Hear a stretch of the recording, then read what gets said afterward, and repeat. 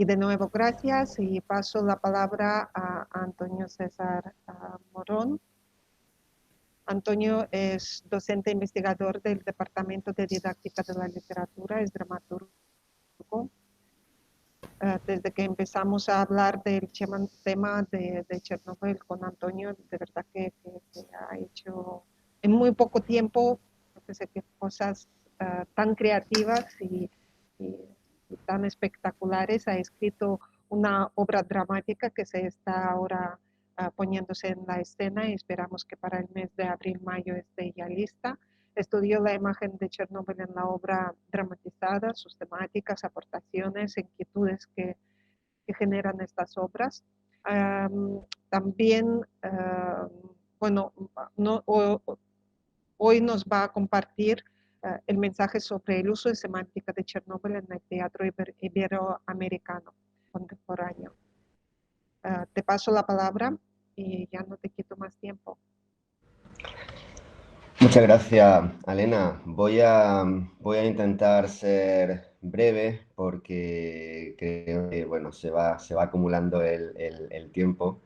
Esto siempre pasa, siempre que hay varias conferencias, pues creo que le toca al último que interviene intentar nivelar un poco la balanza del tiempo para que esto no se vaya más allá de la hora y que queden sobre todo unos minutos para todas las personas que quieran intervenir y hacer preguntas ante unas propuestas y unas ideas que yo creo que son de relieve, de calado, y que, claro, iba escuchando y conforme iba escuchando me daban ganas de hacer miles de preguntas y de incorporarlas al propio tema del que del que yo voy a hablar.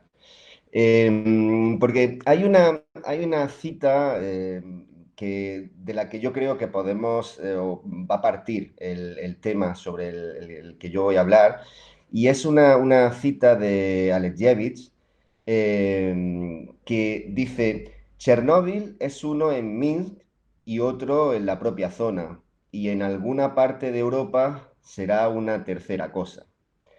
Esta cita es interesante, ¿no? Porque nos habla, ella es muy consciente y nos lo dice que Chernóbil tiene significados varios. Chernóbil no significa solamente una cosa, es decir, Chernóbil pasa de ser un lexema, pasa de ser un topónimo a convertirse en un concepto.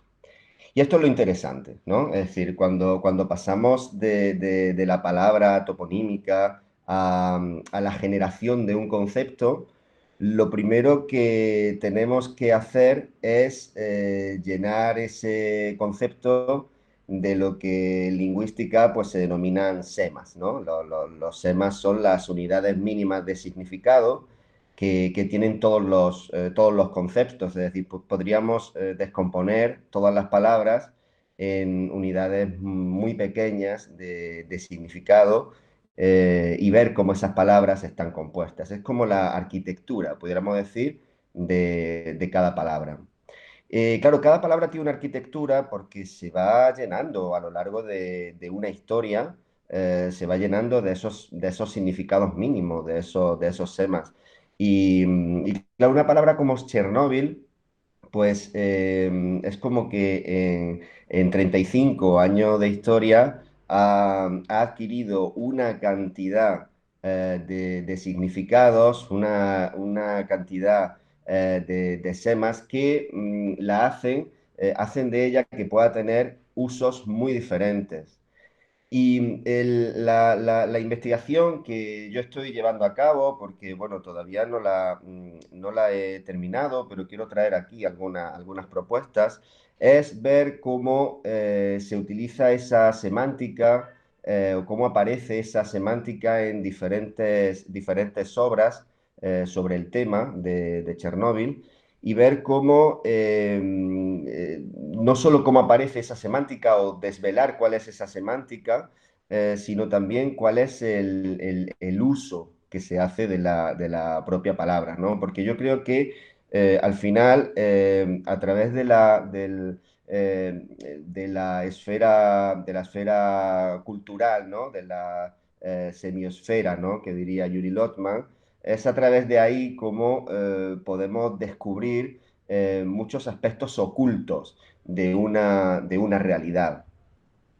Lo primero que tendremos que decir sobre Chernóbil es que en cuanto a su utilización en el teatro, luego expondré algunos títulos, no voy a poder hablar de las obras porque sería mucho tiempo invertir, mucho tiempo, ¿no? El invertido, pero sí que por lo menos citaré algunos títulos, ¿no? Pero lo primero que sí debemos conocer sobre Chernóbil y cómo aparece Chernóbil en el teatro es que hay una obra que lo está marcando todo y efectivamente es la obra de Alexievich. Ella publica en el año 97 Voces de Chernóbil y luego se publica posteriormente en 2002 y en 2005 y en 2006 y en 2015, ¿no? Cuando recibe el premio Nobel, pues por supuesto que se hace una publicación y ya es conocida de una forma máxima, pudiéramos decir.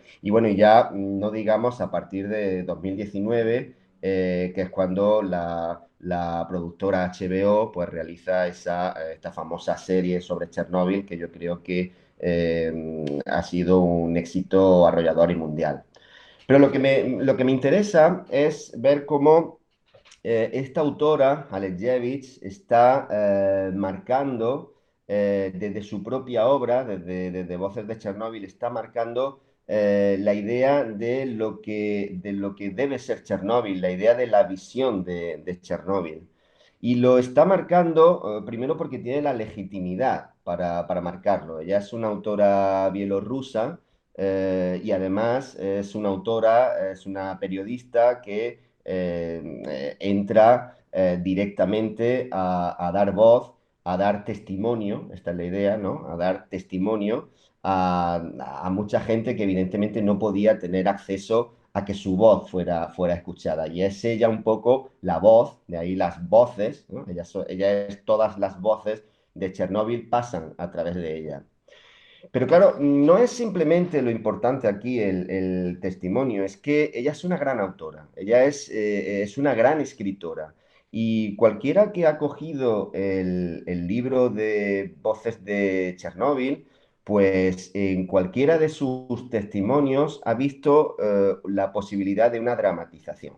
Efectivamente, ha visto la posibilidad de una dramatización porque está escrito con un ritmo dramático que es impresionante, es impresionante.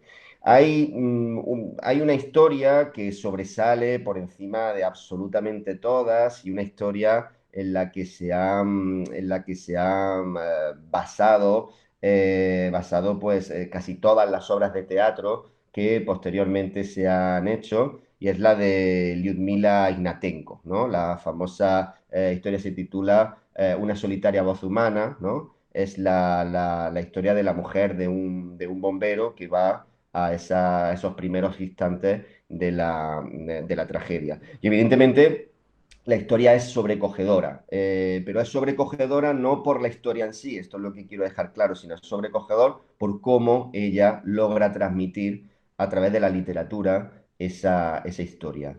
De forma que el testimonio ya no tiene solamente una apariencia literaria, sino que se convierte en una de las técnicas fundamentales para presentar las obras de teatro sobre Chernóbil. Entonces, se utiliza mucho el testimonio como técnica. Entonces, lo que han hecho algunas obras es pues recoger varios testimonios, casi siempre todas recogen el testimonio de Lyudmila Ignatenko, pero luego pues se recogen diferentes testimonios, ¿no? Sobre todo los testimonios de los liquidadores, son testimonios también, algunos de los que aparecen son testimonios muy recogidos.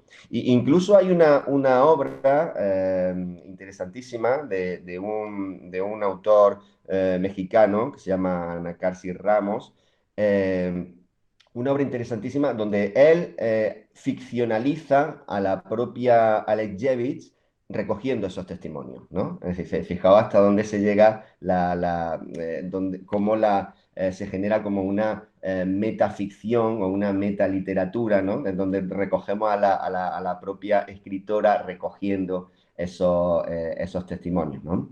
Lo importante es que el Chernóbil, como decía, pasa de ser un lexema, de ser un topónimo, a ser un concepto, ¿vale? Y a ser un concepto, es decir, pasa a tener un carácter funcional. Es un concepto con el que vamos a hablar de la realidad. No es un concepto sobre la realidad, no es un concepto que nos vaya a hablar de la historia, sino que eso también lo es. Pero lo que nos interesa desde el punto de vista dramático es que es un concepto es un concepto funcional, un concepto que vamos a poder utilizar para algo. ¿M? Vamos a poder utilizar para algo. ¿Y para qué vamos a utilizar ese concepto?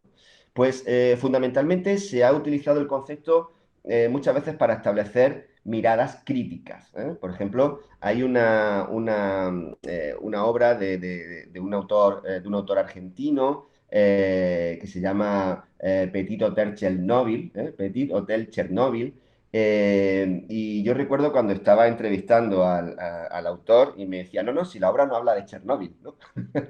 Esto era interesantísimo, ¿no? Si la obra no habla de Chernóbil. Y efectivamente, la obra no habla de Chernóbil, pero utiliza Chernóbil como concepto para criticar, ¿qué? Pues para criticar la sociedad argentina, lo que él llama la argentinidad, ¿no?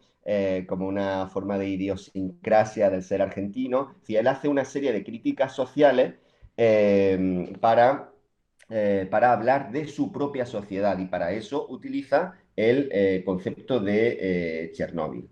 Pero es que también, claro, el concepto de Chernóbil se utiliza también para hacer unos tipos de obras en la que aparece una especie de memoria histórica. Memoria histórica y por histórica voy a cambiar el adjetivo, voy a decir memoria emocional, pudiéramos decir, ¿no?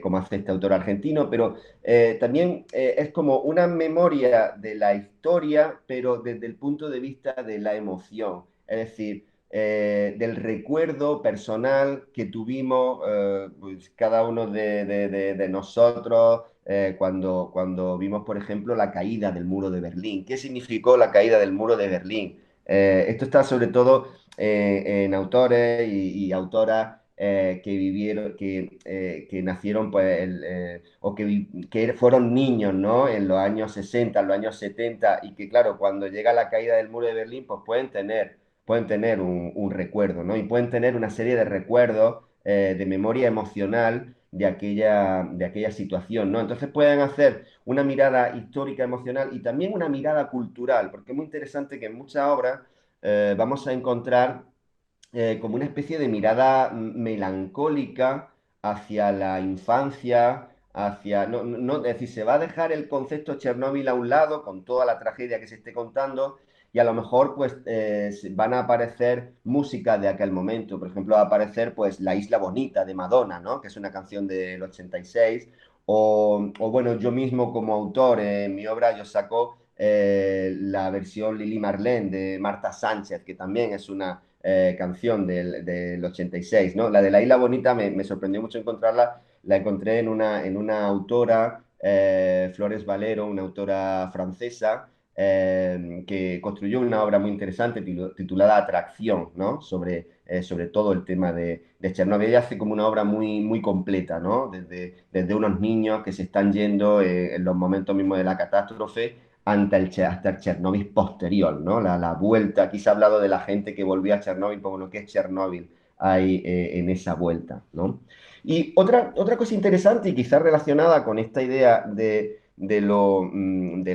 la mirada esa melancólica, es que encontramos, hay una obra de un autor que reside en la República Checa, se llama David Llorente, y él hace una obra con una técnica de literatura infantil, ¿no? Se llama Los cisnes de Chernóbil, ¿no? Una técnica de literatura infantil donde nos presenta una especie de mundo mágico, mundo en el que todo ha cambiado, pero claro, ¿por qué ha cambiado todo? Todo ha cambiado por la radiación, ¿no? Entonces nos encontramos entre una especie de distopía casi orwelliana y un mundo mágico maravilloso de los cuentos de hadas. Es una cosa, es una conjunción verdaderamente interesante y con eso al final nos está hablando de toda la tragedia y también de muchos aspectos que han aparecido aquí, de concienciación, de esa idea del consumo desaforado, etcétera, etcétera. De todo eso nos está hablando en la obra. Entonces vemos que la palabra Chernóbil se utiliza con intenciones muy concretas y vemos que en su semiótica, en su aspecto, en sus semas, ¿no? Pues hay fundamentalmente dos que son los que van apareciendo en casi todas las obras. Primero, hablaríamos de la idea del accidente, ¿no? Idea de accidente, y luego la idea de enfermedad. Yo creo que esos son los temas fundamentales que aparecen en absolutamente todas las obras de Chernóbil, ¿no? La idea de accidente, de tragedia, de contaminación, ¿no? Todas estas ideas. Y luego ya, evidentemente, lo que se saca a partir de ella. Cuento la idea esta de los cines de Chernóbil, donde a través de la radiación, la contaminación, es como nos construye ese mundo de lo maravilloso, que pudiéramos decir, ¿no? Ese mundo de literatura de hadas, pudiéramos decir. Y luego, evidentemente, también aparece el Chernóbil de la enfermedad, ¿no? Donde nos aparece en alguna obra de teatro pues esos guetos, ¿no? Esos guetos, esa gente de Chernóbil de la que habla Alexeyevich, ¿no? Esa gente enviada a guetos por miedo a que pudieran contagiarte, que pudieran contaminarte, etcétera, etcétera, ¿no? Y luego últimamente, ahí, claro, antes de la última idea que quería lanzar, evidentemente uno de los temas que aparecen es la ausencia de futuro. Es decir, eso está claro, la ausencia de futuro y la ausencia de futuro, ¿a qué lleva? Pues a esa búsqueda picaresca, ¿no? Aparecen en alguna obra, pues la gente que roba los electrodomésticos, quienes roban el metal, quienes construyen ese mercado negro, ¿no? Vendiendo leche, vendiendo fruta, hortalizas que se han generado allí en toda la zona de exclusión y que evidentemente lo venden más barato. Entonces aparece también esa idea de ausencia de futuro. Y últimamente, en cuanto a esto, pues ha habido dos obras, una en el año 2020 y otra pudiera decir que es la de 2021, que es la última de la que tengo noticia y es la que yo mismo he escrito, como decía Alena. Evidentemente aparece algo muy curioso que es, y me sorprende que se ha hablado ya aquí de esto, ¿no? Y es ligar Chernóbil y el COVID, ¿no? Chernóbil y el COVID.